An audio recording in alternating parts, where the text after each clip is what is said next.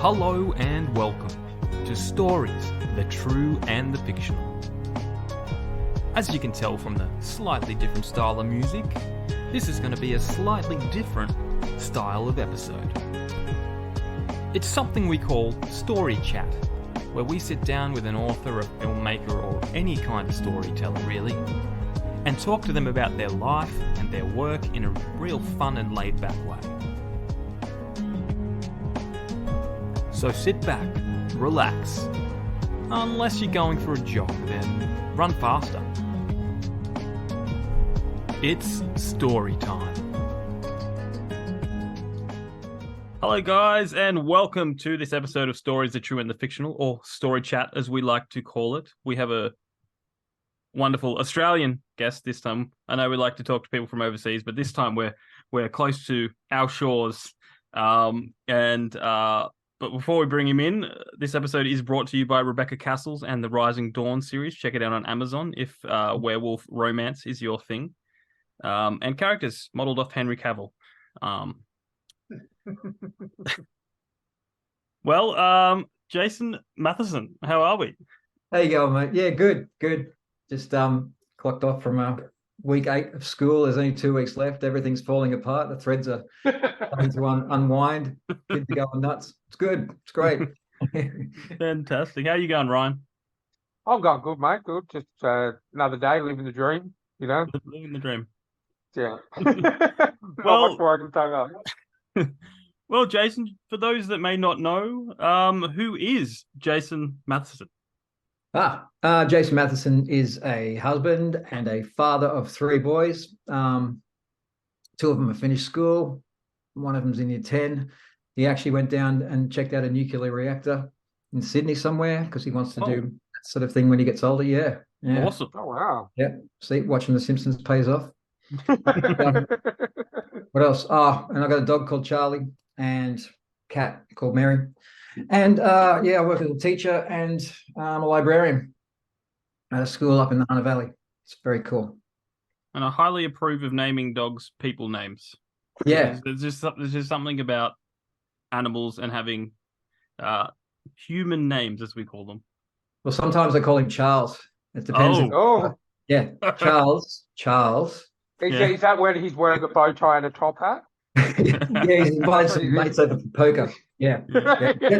He's generally drunk when I'm talking to Charles. But he doesn't listen. He doesn't care. Yeah, you hear a lot of people name their pets. You know that you've got a lot of. I hear a lot of Thor and Odins and Lokis and all those kind of things, and you know all weird names of like characters from TV shows and stuff like that. But actually, you know, naming your dog Charlie, I like it because we've got We've got a cat and we named her Ripley after Eileen Ripley from Aliens, of course. You know, the first, as much as Jennifer Lawrence likes to say, the first female actor, you know, action star. Yeah. Oh god! But I always wanted to name them, you know, something like Bruce or you know. Yeah, so I got outvoted. Yeah. I was going to say, I actually know a dog called Bruce. There you go. But I can't think who it was at the moment. Yeah, it'll come to me tonight. I'll ring you about 2 days.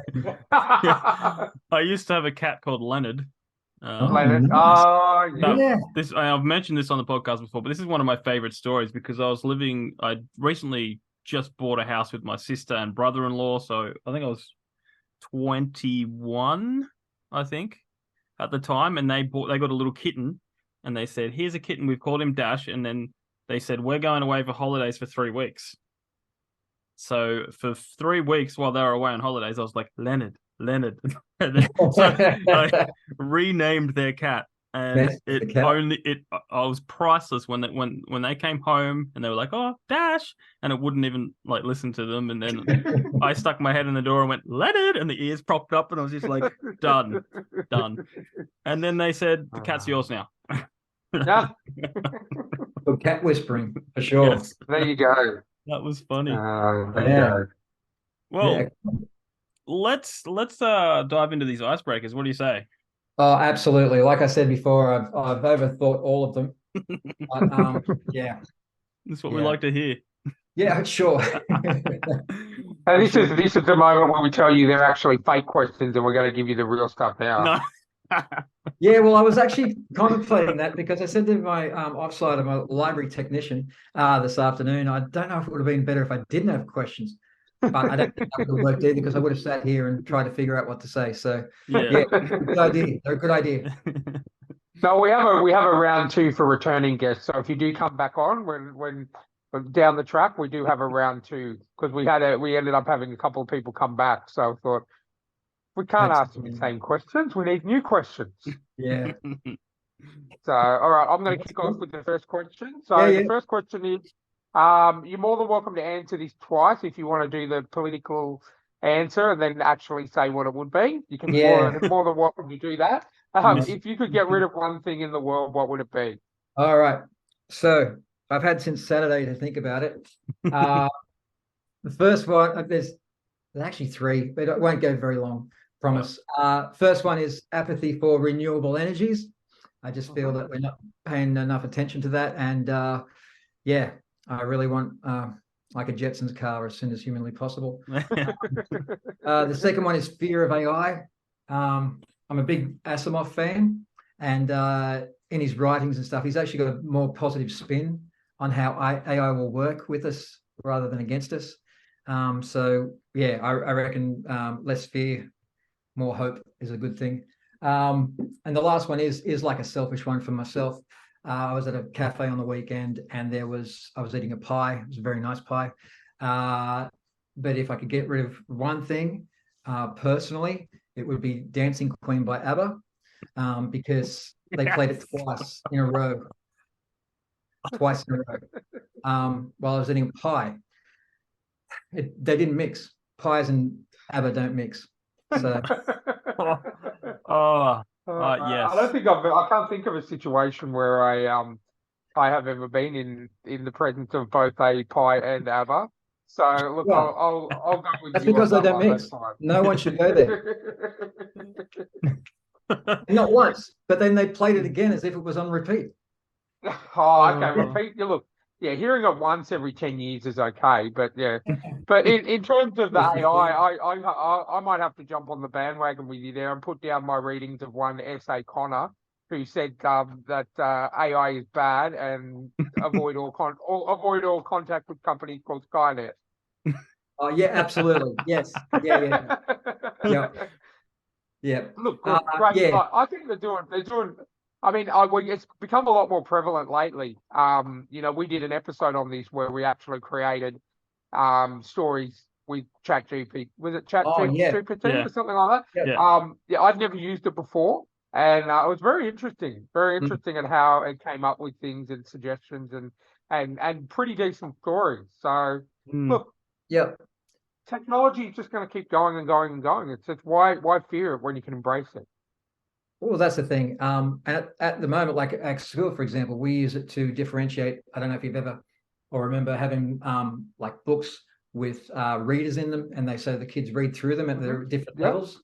So you can do that on Chat GTP. Oh wow! Just like that. So, but then we also make them for the theme, whatever the theme is. Like if it's Egypt, then it'll be about Egypt, and they'll be exactly the same stories with the titles and stuff, or sort of non-fictiony stuff. But and then differentiate it for the kids to be able to read them. So I mean that's awesome. So it takes away that administration time. It's great. So are you primary school or high school? No, I was primary school for a while, and now I'm in high school. I'm actually doing a literary English thing, which is a crossover to get my ticket for high school teaching English. Cool. So I get to read like all these different genres and stuff all the time. It's absolutely awesome. So I would definitely recommend something like that. It's great. Oh wow! Especially Confidential was the last one I read, so that was amazing. So, do you have any trouble before we jump to the next icebreaker with students trying to pass ChatGPT as their own work, or not yet? Not yet. But I'm sure it's coming. I don't know. There's some software.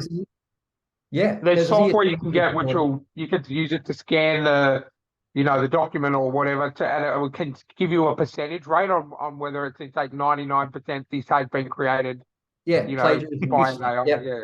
Yeah, so when kids, because we've got our own learning management system and things, and when you do upload your tasks and stuff, it does go through a plagiarism software thing. Yeah. So yeah, that's all happening. Oh yeah, it's already happening.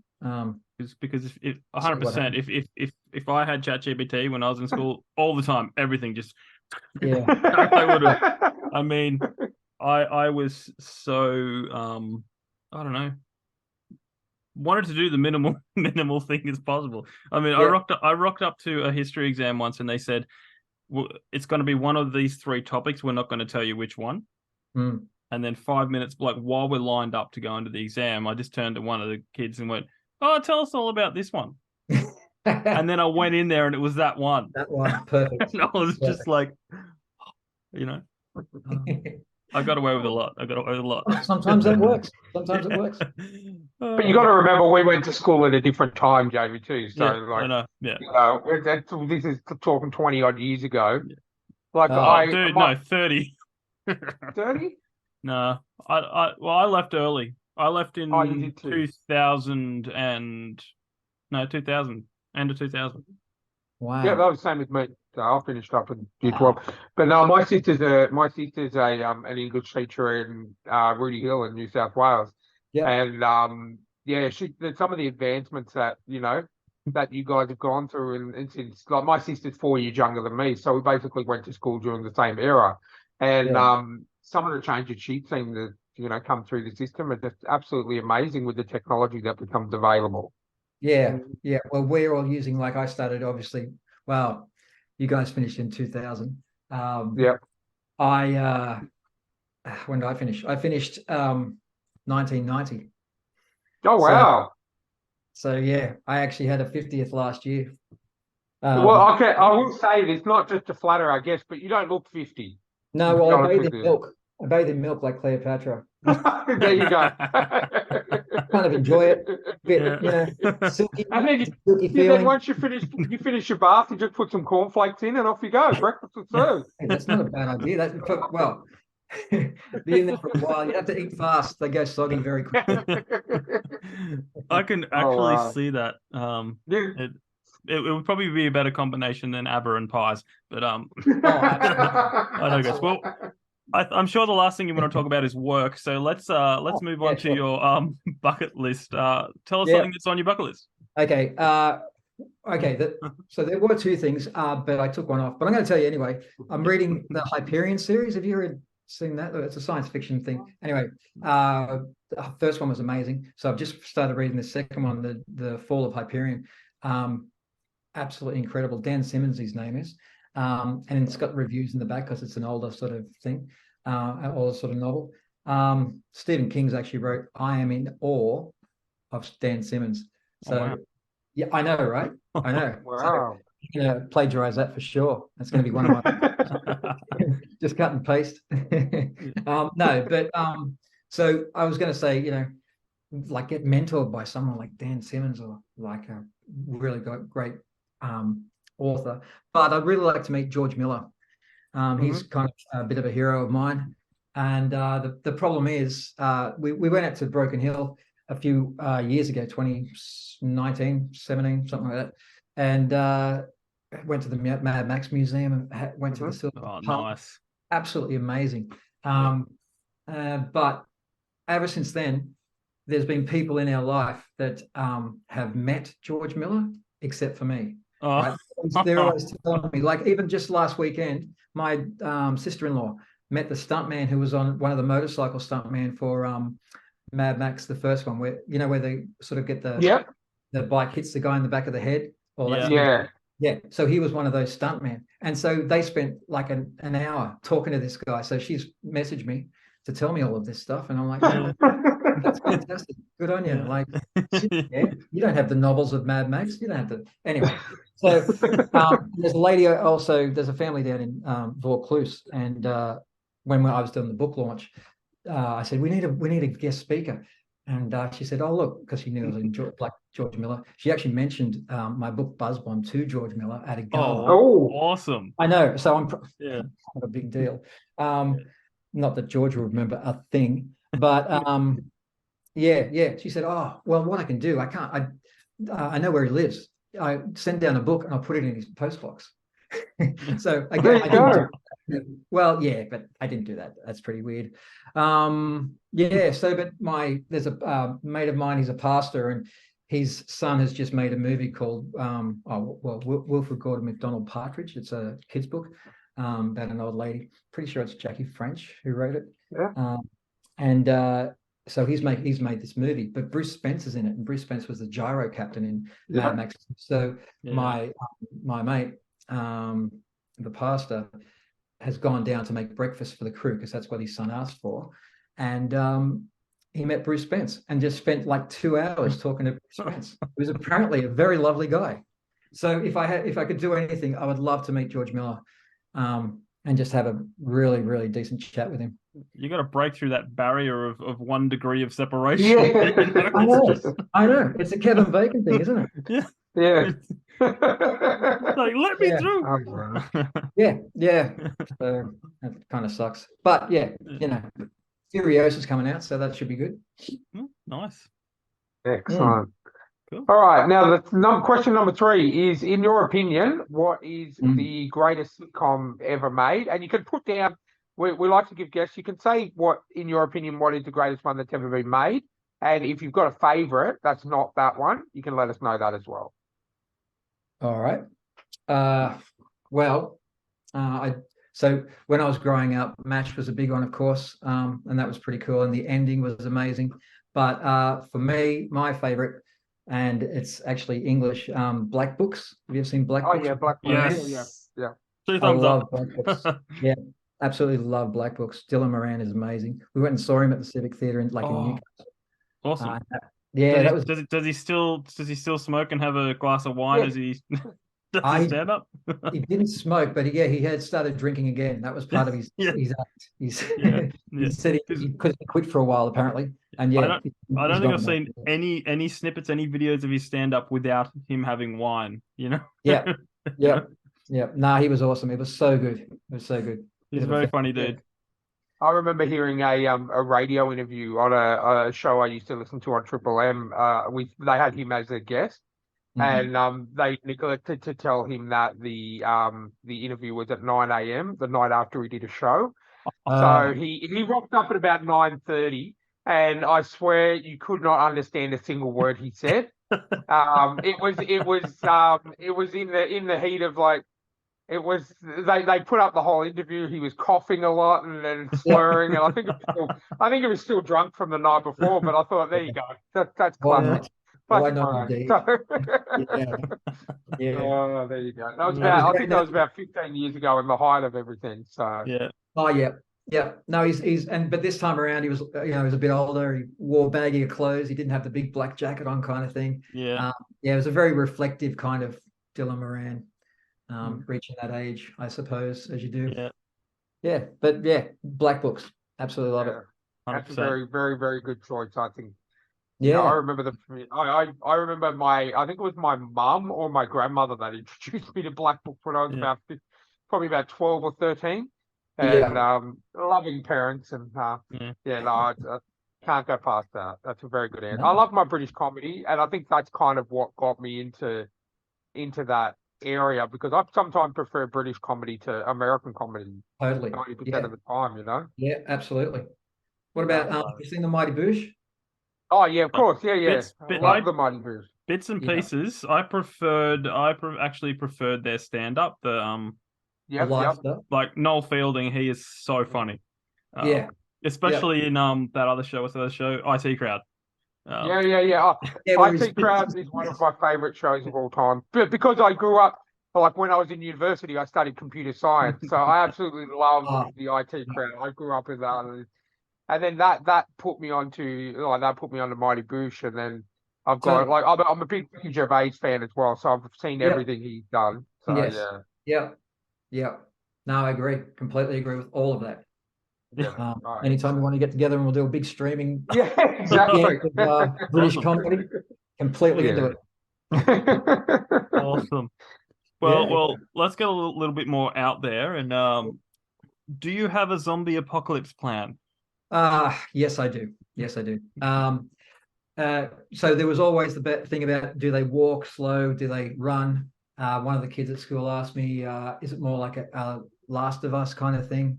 And I don't know what the difference is. I suppose they move when there's sound, don't they? They're technically not. Controversial. I don't think they're zombies, actual zombies. Well, I'll go tell that kid and break his little heart. No, no. no. But so what I would do, I would like to, instead of running away and stuff, I would try to disguise myself like Bill Murray did in Zombieland. Yes. I think that's the goal. And just sort of take over and try to make a brand new civilization where I was ruling as the lead zombie. Yeah. That's a great film. Yeah, I like that. Did you see the second one? Yes. Yeah, I did. It was a while ago, though. Yeah, well, I can't remember where that came. It was 10 years after the first one, but Yeah. I still thoroughly enjoyed it. Yeah. No, they were very good. They were very good. Yeah. All right. The last and final question, which is my favorite one. So Mr. Elon Musk has given you a call and he's offered you to test drive his new electric time machine. What do you do and where do you go? Yeah. Okay. So Elon Musk and testing things was kind of a problem for me because his rocket exploded. There's that, yeah. So I don't know if I get in. I was talking to the same boy about it who was talking about the Last of Us zombies being zombies. And we decided that what could possibly happen in that scenario would be that you get in the car and you take off, and then your body is broken apart into different times. And if anyone ever got to the point of following the lineage of that body, they would find that every 200 years, a piece of the body dropped out into a certain time frame and put back together. That is very creative. Yeah. Points for that. yeah. The kid liked it. The kid thought it was pretty cool. Actually, now you got my brain going, because that'd be like, imagine the stories you could do just from one dimension where they find this arm. Yeah. And then like the detectives are looking for a murderer, and it's just like Yeah. I had other ideas about, going back and telling myself to start writing earlier, but that's my answer, I think. I like it. I'd be worried about getting Elon Musk made until it actually doesn't explode. Yeah, well, see, only 2 people have caught on that it's test drive, like they always get. Yeah, but I like to think that it's at the point where it's like, okay, it's good to go. You get to take it for a spin, kind of. Yeah, it's not on the market or anything, but it'd be an interesting. It'd be very interesting. Because I always say, if someone was going to invent time travel, it would be him. Like, yes, you know? Well, even where else could you possibly? It's like what, into the future and see how everything ends. Because eventually, that's more risky, because how you don't know what you're going into. Yeah. Yep. Totally. Yep. I mean, I might go a day ahead or a week ahead, grab some lotto numbers, and then come back. That's like the generic answer. Yeah. I'm just gonna go to Sports Almanac, and just find out who wins it. Yeah. No, I'd like to go. I reckon I'd like to go maybe 50 years, 50 to 100 years. Just see what's going on. Maybe bring back the PS67 and and play The Last of Us 28. And because it's just going to keep going on and on and on. But no, I think I'd like to go 50 to 100 years, either past or future. Yeah, I think future's more appealing to us because we don't know. Like we know what happened in the past. You know what I mean? Yeah, like you totally do. The future, we have no idea. Like we could end up back in the Middle Ages because of EMP goes off or something, and you never know, like a massive terrorist EMP, and we're back to Knights of the Round Table kind of stuff, or it could be the complete opposite. We could be up in space, and you never know. And I'd like to go 50 to 100 years because I'm 41. I probably won't be here in 50 years. Definitely won't be here in 100 years. So I'd like to see what I'm gonna miss out on. Yeah, what we're gonna miss. Absolutely. Yeah. No, I agree. I'd like to go as far into the future as possible, I reckon. Well, I don't know. How far's too far? We're living in that's the risk. That's the risk, you know. You get there and there's no planet left. What happens then? Yeah. Well, exactly that. Exactly right. Exactly right. You never know. It could be 100 years down the track. Could be next week. You never know. Yes, Yep. that's The right. way that we're going at the moment, you know. Yeah, absolutely. Yeah. All it takes is one Uncle Joe from the USA to slip a finger on a warhead, and we're all up the creek without a paddle. I tell you.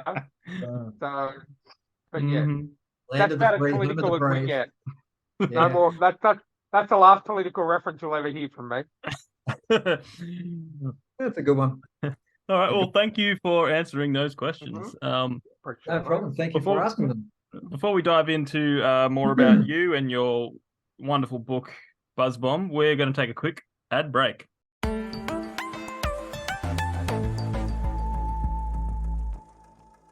Greetings, we're Technically a Conversation, a podcast for curious people by curious people. Every week, we take turns presenting a new topic, and the other host has no idea what the topic will be. We strive to educate in a way that's loose and fun. Our topics are all over the place, from light and funny to dark and sometimes spooky. Some of the topics we've covered include urban legends, civil rights activists, vampires, pop culture icons, the supernatural and occult, spies and espionage, science and astronomy, and other weird and random things. If any of these topics interest you, give our podcast a shot. Listen and subscribe at technicallyaconversation.com, Apple Podcasts, Google Podcasts, Spotify, or wherever you get your podcast. Parental advisory, we might use strong language.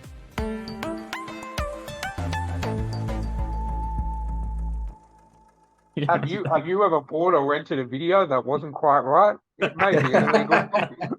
I've always wanted to do that, you know. Yeah.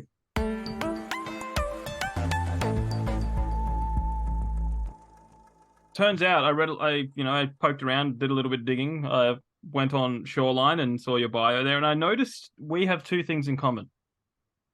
One, we both used to play in bands. Yep. And two, we've both written stories about cockroaches. Right. Okay. I did a little Far Side style comic in high school. Yeah. It was just like random cockroach drawings and based off real people in my school. But like I'm just writing a story about cockroaches, so I can be part of this group because I was in a band as well. But that's fine. Just leave me out of the conversation. But yeah. Yeah. No. Look, I'll if you're watching this on YouTube, I'll throw some pictures up. I think I still got some laying around somewhere. Yeah, definitely do that. But yeah, no, it was like basically only one kid gave me permission to use his actual name, and that was Kieran. That was Kieran the cockroach because he looked like a cockroach. You know? But it was his idea, so he said, "Yeah, use it." And I think he said, "If you is that here or something?" Yeah, no, it's weird. It's really hard to describe. You just look at him and you think cockroach. You know, cockroach, straight up. Yeah, we had a lot of fun with Kieran because we had whenever we had a substitute teacher, and you probably know about this, they do roll call, but instead of asking everyone's name individually, they go, "Who's not here?" And we'd all go, "Kieran," but he's in a different classroom. So then you get a classroom that says he's here, in the classroom it says he's not here, and you're not lying. Yeah, it was lying. Yeah. Can you tell I went to a private school? It was fun. I teach at a private school, so awesome. Yeah, I know all about them. So you just tell us. Well, there's two things to talk about. Just tell us about your band days. Because me and Ryan both played in bands back in the day. We played 90s punk rock pretty much. But okay, yeah. What was it like for you, being 10 years ahead of us? Yeah, well, back then, actually, when we were recording, we actually used the reel-to-reels, so that was interesting. Oh, and then awesome! As we moved on, we actually saw the crossover into computer technology and stuff like that. So, I mean, that's one thing, I suppose. But yeah, just really enjoyed it. We used to play in Newcastle, and then on the weekends go down and play in Sydney and different pubs and stuff down there. We'd take our cassettes and to the crowd and all that sort of stuff, and then come home and I'd go back to Woolworths, Nightfield. pack vegetables. Yeah. One day I'm going to make it. Yeah. So that was great. Yeah, a lot of rehearsals, a lot of good fun. Yeah, just played a lot. Tried to write originals. Had a few covers. The covers we chose were like Alice in Chains and things like that. All right, yeah. I wasn't really into that sort of stuff because I kind of liked almost, I don't know if it's Motown and stuff, but just more soulful melodic stuff. Yeah, going on. Yeah, and I think I was probably a year or two older than the guitarist who was choosing all the songs as well. Yeah. I wanted to do like "Fortunate Son" by Creedence. Yeah, and they'd never heard it, so. And that was the other thing too. Like these days, I still think about it. These days, you know, if you're in a band, you'd be like, "Oh, let's play this." Spotify, you know, straight up. Whereas back in the day, hang on, I'll go to a shop and buy the album, or at least order the album, and it'll be here in 3 weeks, and then I'll show you. Or stay up listening to Rage. Yeah, and then waiting for the song to come on. Yep. No, I did that. I had listening to the radio on the weekends and hitting record and then pausing it and making sure that you didn't get any of them talking over the top of it. And or they cut it off at the end with them talking. Yeah. Oh, that used to annoy the crap out of me. Yeah. They used to be. I used to be a big Guns N' Roses fan back in the day when I was a lot younger. You are part of this group. You are part of this group. It used to annoy the crap out of me when you have it on Triple M or whatever it would be, Triple J back in the day, and they played November Rain, and the announcer would just talk all the way through the really amazing. You feel like driving in there and punching him in the face. Absolutely. 100%. Yeah. And then my uncle finally got me a copy of Use Your Illusion 1 and 2, and then I didn't have to worry about it anymore. But and then your uncle just walked in and started talking over the top of it.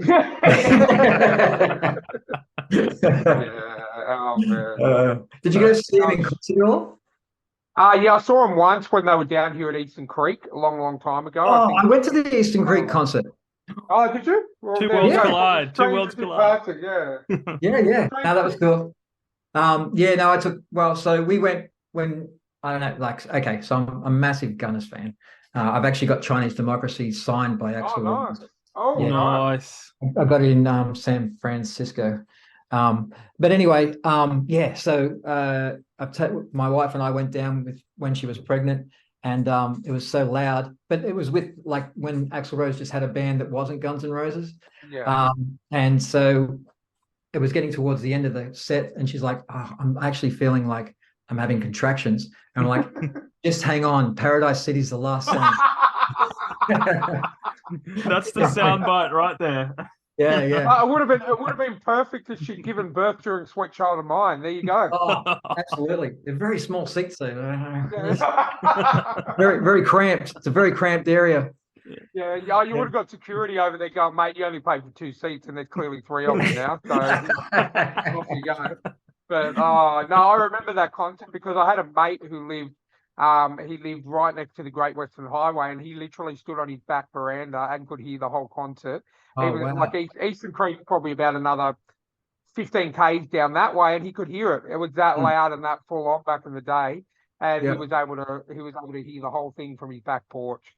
Yeah, that's what he said to me. He said, "You should have come over and stood on my back porch and saved yourself $110 for a ticket." So right. But, well, we did that with the Rolling Stones up at the Hunter Valley. Rolling Stones came to the Hunter Valley, and there's a big estate near them called Binbadgen, and we went over to a mate's house and just listened to it there. Nice. And he put up like videos of Rolling Stones on the wall on his projector, and it was very cool. I would have liked to see. My wife's seen the Rolling Stones, but I didn't see them. Oh, there you go. Yeah. Music was so much better back. Then we're going to sound like old men now. Music was so much better back in the day. Seriously, like I haven't been to a concert. Well, I tell a lie. Me and Jamie went and saw Weird Al Yankovic earlier this year. Oh, really? Did you see the movie? Yes, we did. We saw it a long time before it got released on Paramount Plus because when you go on the high seas and you can see things a little bit earlier than when you're supposed to. But I watched it about 5 times. It's so good. I love that movie. Yeah, it is. It's very cool. It's very cool. Daniel Radcliffe it's just all over it. You know, it's the most, as he said on stage, it's like the most accurate biopic. Yeah. Yeah, especially when we're with Madonna. Yeah. Yeah. And Pablo Escobar is such a fan, Oh, you know. That was so good. I love that he said, look, he wants to make you guess what's real and what's not, because some of it's actually true. Yeah. Like, yeah. And you got to pick. Yeah. Like he really did record his first single in like a bathroom. Yep. His parents did buy him an accordion from a door-to-door salesman. You know, but they didn't just beat the crap out of him before they. Yeah. You know? Yeah. And it was funny. I watched, after watching the movie for the first time, I went on YouTube and watched a documentary, and his parents are the nicest people in the world, and they're insanely supportive of him. And you watch the movie, and you're like, they're scary people. Well, you have to have that to be an artist, don't you? Yeah. Oh, definitely. You have to have a traumatic upbringing, and yes, you know. yeah, totally. Yep. Yeah. Without that, you're nothing. Yeah, exactly. Oh, there you go. Wow. This has turned into the music podcast. So yeah, sorry about that. Yeah, I don't think we're all complaining. At least it's not the literary podcast. There's one person who's downloaded this episode going, when are they going to start talking about books? Yeah, or pronunciation, because from our last two episodes, our last two episodes have been with Americans or people from overseas. And we always bring up like how we say things wrong, and I'm not going to do it again here. Go back and listen to the other episodes. No, I'm going to do it now. I'm going to do it once now, and because I know Jose will be listening. So Jose, I love you, but it's emu, not emu. Emu. No. We did a crossover episode with a podcast called Technically a Conversation, which was a great podcast. I've been binging their back catalogue because I'm an Uber driver, so I've got lots of time where I can listen to stuff in between. So I've been going through their back catalogue. Fantastic podcast, but we did a 2-hour crossover special 100 episode, and I had to hear the word emu be said by emu about 167 times, and I just say, guys, we love you, but it's emu. Yeah, but we did correct them on Aussie. Because Aussie. Yes, Well, Aussie. The Americans are Aussie. Say it like Ozzy Osbourne for Black Sabbath. Aussie. That's how you say it. Yeah. Otherwise, you sound like a South African. Exactly. Bad guy out of Die Hard or something. Yeah. Yeah. Anyway, you have this book called Buzzbomb. Bookie books. Yes. That's all the time we've got for this evening. Thanks for coming. No, look for the first thing, and I'll be honest, one of the first reasons I wanted to get you on is because like the cover art grabbed me right away. I'm going like, what is this? 100%. It was so awesome. I sent it to Ryan, and he was just like freaking awesome, you know? Yeah. So we must judge a book by its cover, right? So you have to judge a book by its cover. I judge everyone by their cover. And I don't even want to know them after that. No.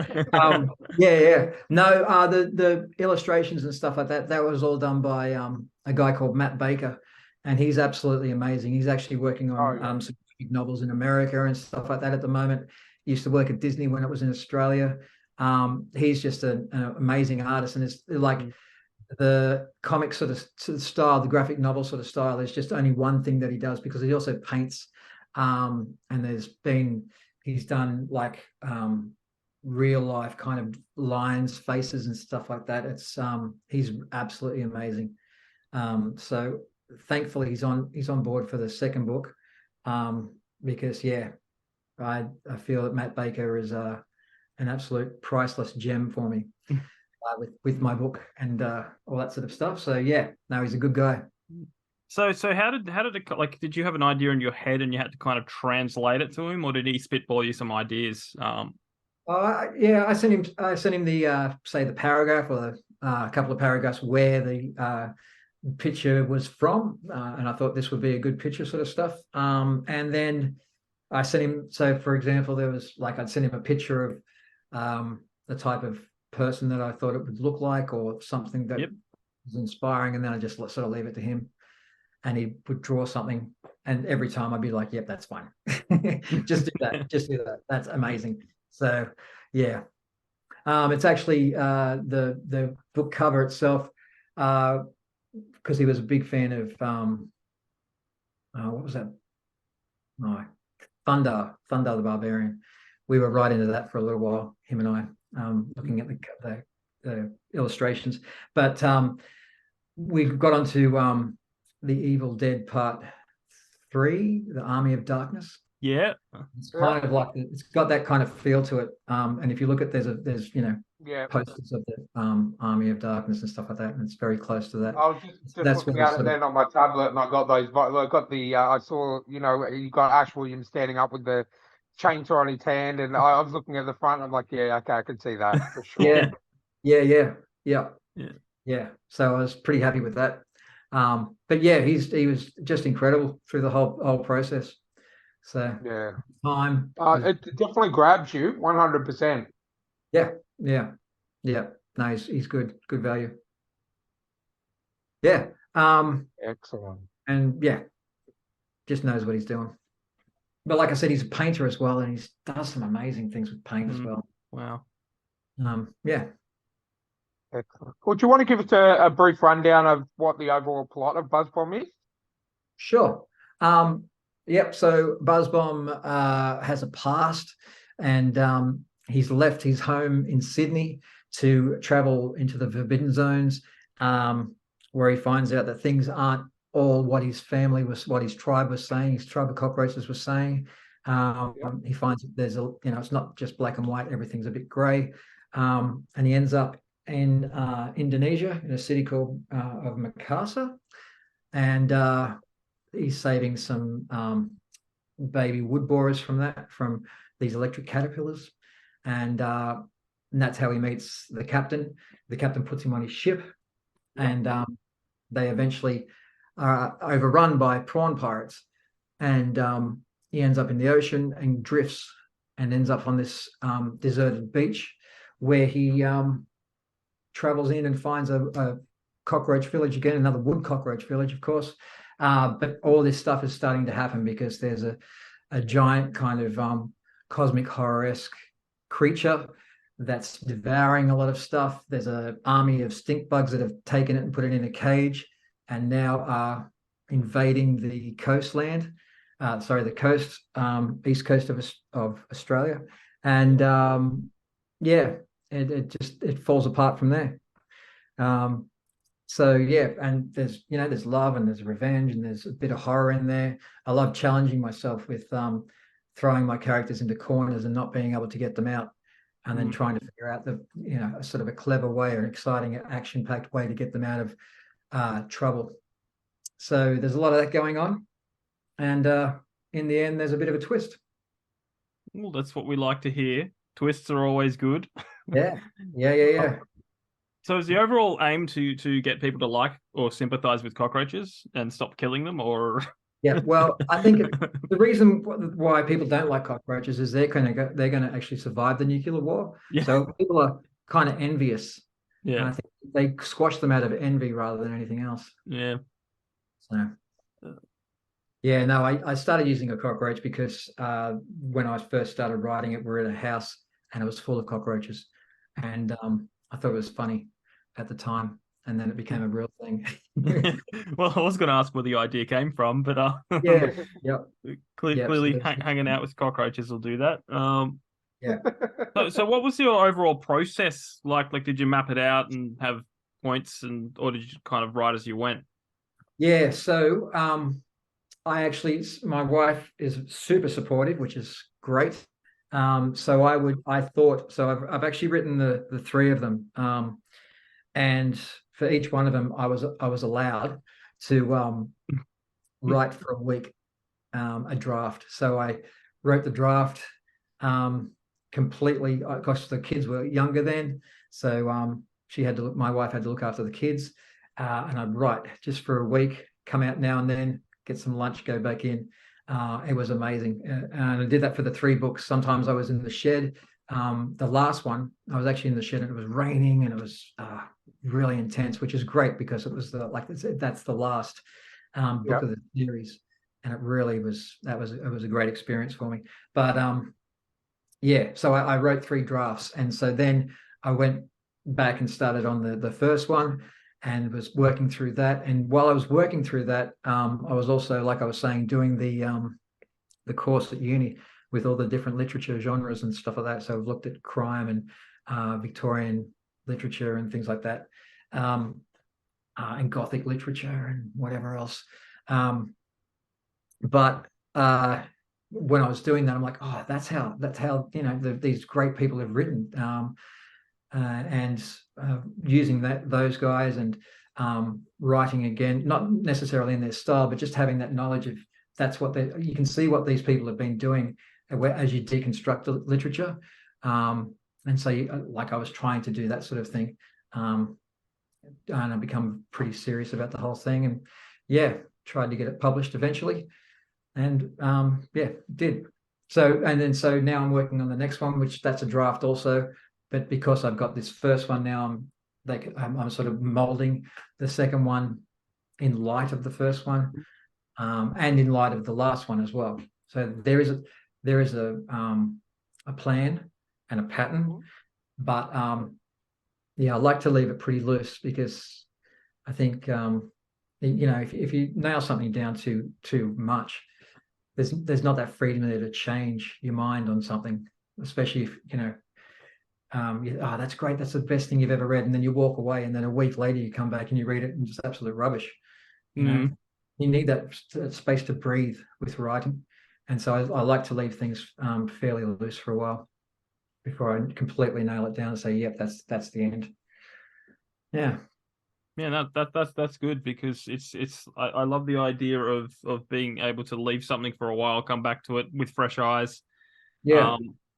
Because even when I published my book, I first did it self-published and just did it all myself. I didn't know what I was doing. I had at all. And then I went there and did it on Amazon, and then I pick up the book and I go, oops, spelling mistake, or this is wrong, that's wrong. And I swear I'd gone through it a million times, checking, and then I know where you're coming from. Absolutely. I self-published a book before that as well, and then you release it, and exactly. I was looking at a certain page, this big spelling mistake just stands out. You're like, it's just flipping to a random page. It's not like Yeah.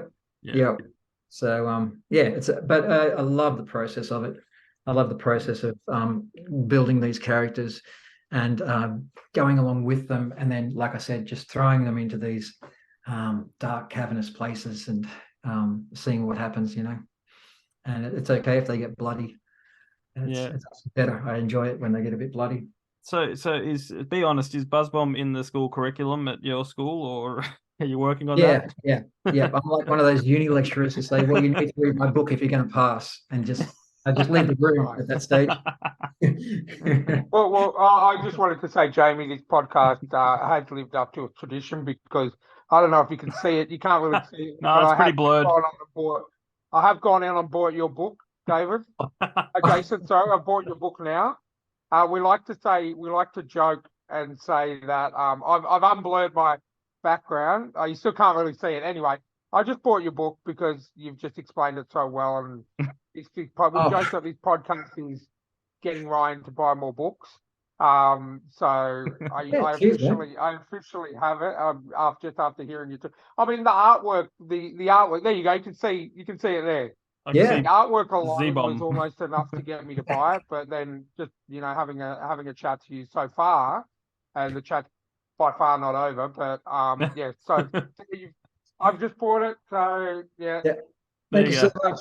Yeah, thanks very much. No, that's okay. Not a problem. Cool. But I love this podcast because it's gotten me back into reading. I was mainly, I went through a period of life where I started off really young and I used to read all the time.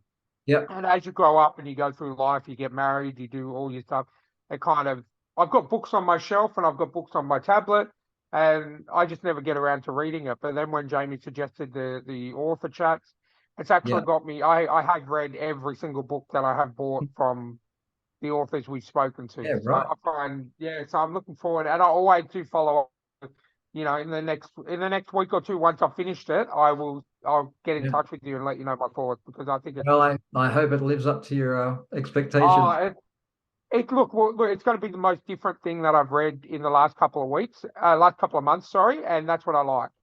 Yeah. I want something different, because I've done a lot of reading in the last couple of months, and I'm always looking for something new. And I love going back to the books that I've read a million times, but I also don't like it because I want new experiences. I want to discover new things and fall in love with a book all over again. And so I'm really looking forward to cracking into your book tomorrow.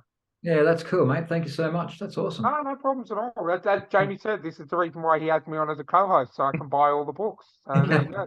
Wonderful. Yeah, that's cool. I didn't want you to think I was distracted, not doing something. I was like, where I need to buy this book. Where can I get it from? And I just kept on talking. I figured you were looking at it right then, so I just kept on talking. Yeah, definitely. Yeah, because I'm an Apple guy, and it wasn't on Apple Books, so I just went and bought it on my Amazon account. So yeah, right. So I'm looking forward. I might even start reading it tonight. I'm excited. Yeah, sweet, and then he'll send you a 500-word essay. Yep. On totally. Yep. And then I'll start pulling it apart. And put it I was on going to say, yeah. And then I'll get an email back from Jason in a few days saying, "Look, you've misspelt this. The grammar here is atrocious." Yeah, exactly. Yeah. Where's the tension? There's no tension in this. Yeah. I love it. It's such an interesting premise, and I did do a bit of research before we had you on, but then just hearing you talk, I love hearing authors talk about their own books, because then you'll get, you can hear the passion come across in relation to it. So that just makes me want to buy it even more.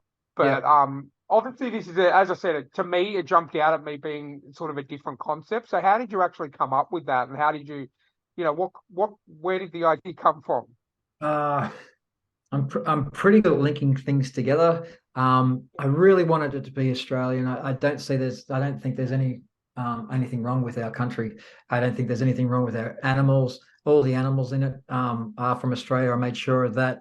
I found out some interesting stuff about the Daintree, like there's uranium under the Daintree. Don't tell anyone.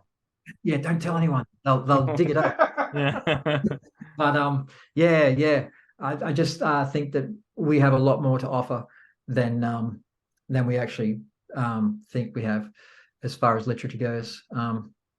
And we should really use our country to the best of its ability as far as landscapes go, characters go. We've got some great characters going on. There's a show I'm watching at the moment. It is a show, not a book, but it's called Black Snow. It's got the guy. I loved it with Travis, the guy from Vikings. Yes, that was so good. I know. Don't tell me the ending, because I think we're on like. I won't. I promise. Look, it was that good that me and my wife binged it in one day. Yeah. And the cinematography and the color, the camera shots and stuff, just beautiful. Just beautiful. 100%. But as far as literature goes, we've got so many great great authors that we can sort of aim to, and I think we just need more of that. Be great. I couldn't agree more. I'm with you there. Agree more. I mean, my book's very, very, very Australian. Oh, absolutely. With your emus. Yeah. Your bloody emus. However, as you can see by the beanie that I'm wearing, when I wrote it, Hamilton had just come out. Okay. So it's a little more. I like to say that it's very similar to the American Revolution. I like to think that the emus broke away from the monarchy. Yeah. War, so there's a lot of presidential stuff in there as well. Well, I'll have to get your book as well. That'd be great. Awesome. I'll buy yours. You buy mine. Done. Yeah, that's awesome, matey. There you go. You've just sold 2 books on your on the podcast. Not a bad Friday night. There you go. Yeah, totally. Had pizza and a beer and sold 2 books. It's great. There you go. You talked about your favorite band. You just talked about yeah. So here's a music question, and I know I always say this to musicians, and they always go, "I can't just name one." So what would be, and you can either for songs or bands, what's your top 5 of all time? Bands. We went and saw because I've brought up my boys right, except they're all getting their own opinions on music now. That's kind of ordinary, but at least they're still using instruments in the music that they like. So My Chemical Romance, we went and saw them beginning of this year. That was just incredible. They do a great stage show, don't they? Oh yeah, they were just on point. Gunners, went and saw them. I think it was at the end of last year that we went and saw them. Yeah, it was actually end of last year. What other bands I like? Oh, the Saints. I love the Saints. And the Angels with Doc Neeson. Read his biography actually. That was pretty cool. Oh, is it any good? I've had my eye on it. I love music biographies. Yeah. So it does, because it takes you through from the beginning right to the end. Before he passed on. But then throughout, it'll talk about the albums, and so you just grab Spotify, and so when you're reading that part, you play some of the songs. You're like, I know exactly where they're going. That. Oh, that's great. Like there's this one with the Howling, and they were in America, and they lost all their equipment, and Cheap Trick came into their rescue and gave them all their equipment. And so you listen to these things, and you're like, you just get the context behind what was going on. So that was pretty cool. I might have checked that out as well. Yeah, it's very good. I love a good music. I've read so many good music biographies. Like that's the kind I love my fiction, but I find in the last 10, 15 years I've just been reading like I think it was Motley Crue's The Dirt that actually got me into reading music biographies, and then I've just gone absolutely crazy and any that I can get my hand on. So I might check that one out actually. Yeah, no, it is very good. And it's super Australian. So of course. Obviously with the Angels. I'll agree with My Chemical Romance. I saw them with Green Day probably about 6 years ago at the cricket ground, Sydney Cricket Ground. They know how to put on a show, I'll tell you that. Yeah. It was absolutely amazing. It's just like, some bands just get up there and just play the songs, but that was just, I remember seeing them and then seeing Green Day, and it was like the best stage show I've seen probably in my whole life. Yeah. No, they know how to do it. It's amazing. Definitely. Yeah. So they're all good. Don't mind the Jets either, Screaming Jets. They're pretty cool. I saw them get signed down at the Bel Air in Newcastle, so that was a bit of a thing for us. They were in year 12, bands getting signed at the Bel Air. So can't go past the Screaming Jets as well. Oh, I love it. Yeah. It's fun. Show me age, it's all right. Well, we really have turned this into the music podcast, haven't we? Yep. Yeah. Well, it's not very often we get to talk to musicians, like it's good. It's like reminiscing. Like I saw the film clip that my band did for one of our songs. It's 10 years old this week, and I thought, oh God, 10 years old.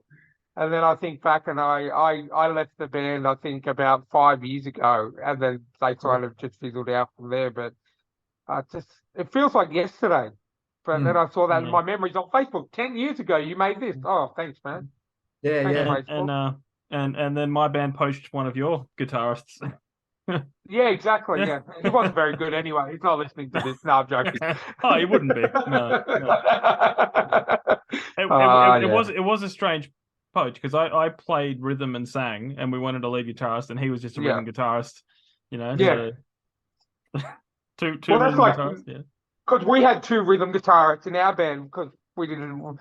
Unfortunately, our lead guitarist passed away, and we got another guy who could only play rhythm. So we had two rhythm, but we were punk anyway. Like you don't really need too much lead in punk rock. So yeah, that's true.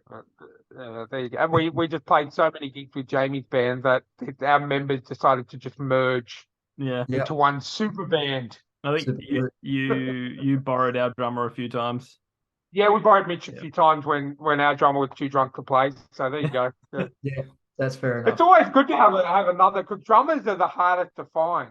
Like guitarists and singers and bass players, like we're all like a dime a dozen. Dime a dozen. But drummers, and it was so good that Mitch just came into practice a couple of times, learned all our songs, so that whenever our drummer wasn't up to it or had something on or just got too drunk, Mitch could just jump in. Start playing. And he was self-taught too. Yeah, I know. when we started playing, he had only been playing 2 weeks, and he's just going Wow. punk beat. You're just like, how are you doing this, you freak? But you'll get a laugh out of this, Jason.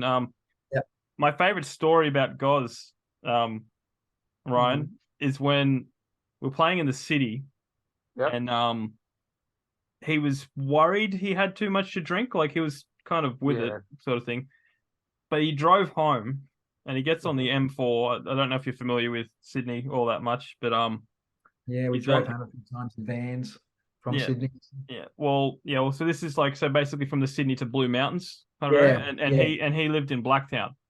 So he jumps on the M4, and every exit had an RBT. Oh wow! And he ended up going all the way up the Blue Mountains to like Glenbrook. Until there was no more coppers. And then he went, I think it took him like 3 hours to get 2.5 hours to get home. And he said, well, I was sober by the time I got. Exactly. But I think he probably would have been fine, but he was just like, I don't want to, Yeah, there's always that. There's always that worry, isn't there? I did the same thing coming home. We played a show in Wollongong at do you remember Dicey Riley's, Jamie? Yep. It was a venue in Wollongong, a really good punk venue, and I did the same thing. I reckon I wasn't keeping track; like I would have been right on the book, and I ended up driving, and I got lost and ended up out of Cronulla, and from Wollongong when I live out west, and as I said, it took me about 4 or 5 hours to get home, when it should have really only taken me about 45 minutes. But I tell you, those were the good old days. Yeah. We're not advocating drink driving at all, listeners. Please, if you do not drink and drive, but we made mistakes when we were younger. We were just lucky enough not to get caught. I didn't drink, so I was always designated driver. That's right. Yeah, but I'd always get. So was I. I was a designated driver. I'd always get the look from the cop. The cop would go, "You've been drinking tonight?" And I go, "I don't drink," and they're like, sure, sure. Whatever. Yeah. So then I just started saying, not tonight, But like, oh man, those were the good old days. Back when we used to play shows, you play like Thursday night, Friday night, Saturday night, and then you'd have Sunday to recover, and then you'd go back to work on Monday, and then do it all over again. Yeah. Yeah, I remember coming back to Nightfield sometimes and just doing a short shift, like 4 o'clock till 8 or something like that. And so you've just been down at Sydney the whole night, driving home in the van. There's been an argument with a girlfriend and a guitarist. And he's actually opened the side door while you're sitting on like 115 going down. That happened one time. Scared the bassist. He was like 18 years old and he wasn't happy. Didn't show up to another gig, unfortunately. And then you get back to work, and like I said before, I'm there in the fruit and veg place department. I'm just okay, here we are again. Just potatoes. So rock star. What did you play? Like, what instrument did you play? Oh, I just sang. You said, rock star singer. Awesome. Yeah. I had a lot of attitude. Yeah, no, I didn't at all. I tried to have attitude, but really. That was like me. I played punk rock, and I was just like so, laid back. So I was into I got into Arthur Rimbaud because Morrison and John Lennon were into him. Bukowski, pretty much because of Barfly, and I still love Bukowski stuff. But I also Morrison, Jim Morrison poetry. I got a heap of his as well. My son's actually reading Pale Fire. Have you guys ever watched the second Blade Runner? Yeah. Yes. With Ryan Reynolds? Yeah. No, Ryan Gosling. Gosling. Yeah. Oh, yeah. So he when he has to prove that he's not a replicant, the poetry uses Pale Fire, and it's a 99 stanza poem. I haven't read it myself yet. My son has. He's a freak. He's worse than I am. But yeah, it's very cool. It's a very cool poem. If you get a chance to have a look at that. Okay. Ryan will just go off and buy it now. No. Here we go. I'll just get on the tablet now. I'll just jump onto the high seas and see if it's available from my local website. But Yeah. Oh, there you go. Yeah. Well, I coming feel back, like you should plug your book a lot because we have been talking music, I think, All more right. than you. There you There go. you go. Buzzbomb. I will put the Buzzbomb, draws a oh, crash car. Oh, that's going to be backwards. Is that backwards? This is no, but bonus content. There's bonus content. oh, Yeah. Oh, yeah. Bonus awesome. content. Bonus content. Well, I can put all the links in the show notes. I'll put the artwork up on YouTube. Bonus Oh, content. nice. If you want to screenshot that or send that to me, I can throw it up on our socials and put it Yeah, on cool. YouTube or however you want to do it. Yep. Get some promo. So apart from it's Buzzbomb, English Buzzbomb. Is that your only focus at the moment, or are there other ideas and other stories that you're thinking of getting to? I've got a few other stories, like a futuristic kind of one with kids at a school, and they call the school the factory. What else? I've got a historical one about a giant rat monster thing called A Life in Amber, and it's based in Okay. and it ends with the Great Fire of London. It's like an alternate universe kind of thing. Mhm. So there's a few things. Yeah, there's a few that I'm having a go at as well. But yeah, Buzzbomb is the focus at the moment. And I'm trying to, like I said, I'm going through the second draft and putting all my new skills that I've discovered, but while writing the first one, putting all those into that, and it's kind of like my my Empire kind of book. So you have like Star Wars, Empire, and then Return of the Jedi, and then there's nothing else. There's nothing. There's nothing else. That joke's for Chris, our other host. Yeah, he won't listen to this. He won't. No. Yeah. He's got too much Diablo to play. Yeah. No. So out of the three, like, is the first one your favorite, or like story wise, plot wise? Have you at the point where you can pick a favorite yet, or? No. Well, they're favorite. I like them all because I've tried different things with them. So in this second one, there's this, and it doesn't sound very exciting, but there's cave scenes with these things in the caves, and describing the darkness and the caves was a challenge, because how many ways can you describe dark rocks, and dripping water, and the roots of trees hanging through the ceiling, and all this sort of stuff. So just things like that. I enjoy doing that sort of thing.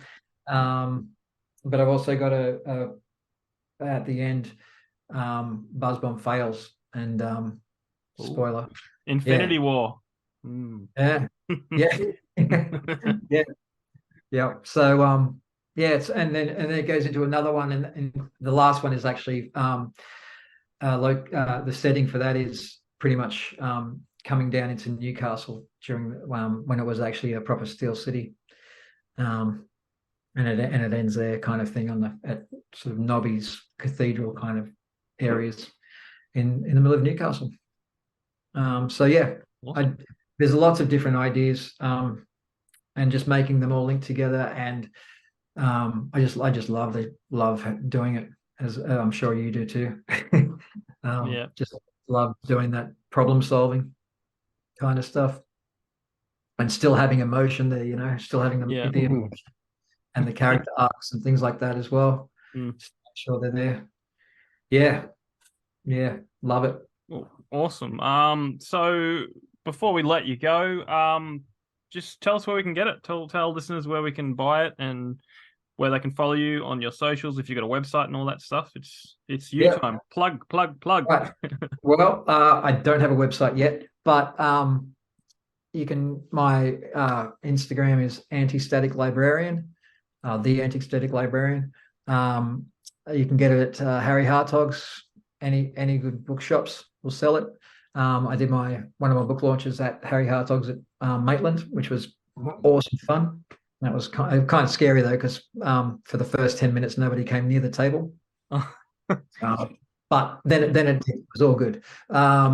So from where any good bookshops will have it, and you can also get it online through Shoreline Publishing. And and while you're there, guys, buy my book because it's on Shoreline Publishing too. Yeah, it's right next to mine. Yeah. Yeah. Well, awesome. Thank you so much This for has coming been on, fun, mate. Jason. Thank you so much. Yeah, thank you. It's been awesome. Thanks for joining us. Yeah, my pleasure. My pleasure. Thanks for asking us up. It made eating the pie with ABBA, worth it, because you guys had just messaged when I was eating the pie. So. Yeah. Well, now I'm thinking that'd probably be a good children's book or something. Like it sounds like a children's book, eating pie with ABBA, or eating a pie, hearing ABBA while I cry. There you go. There's a nice little rhyming children's book for you. There you go. Well, I'm taking that. So don't even think about it.